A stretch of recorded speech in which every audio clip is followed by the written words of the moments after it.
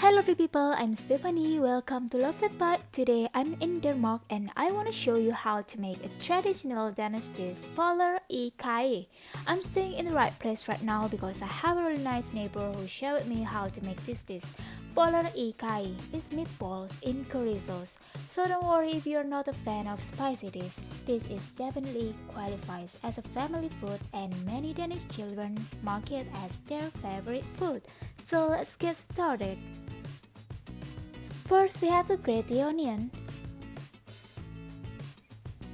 Add a mix of ground pork and veal. Season with salt, pepper. Add 1 egg, 4 tablespoons flour, and mix them well. Of course, you can use your clean hand to make the work easier.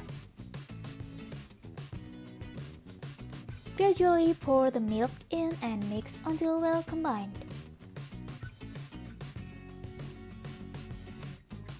Take a spoonful of meat mixture and form into a ball and add them into a boiling stock. Make sure the spoon is wet so the mixture doesn't stick to the spoon. Let them boil for about 5 to 8 minutes. Drain the meatball and set aside.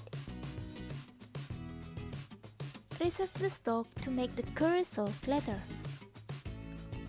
For making the sauce, you will chop an onion and an apple.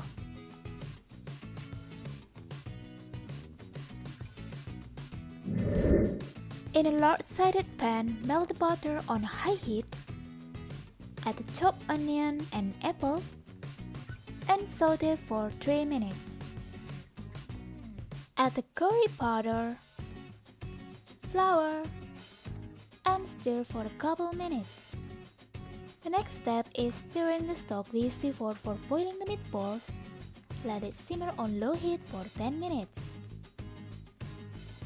Season with pepper and salt if desired. Once the sauce is thickened, add the meatballs into the sauce and let them heat up for some minutes.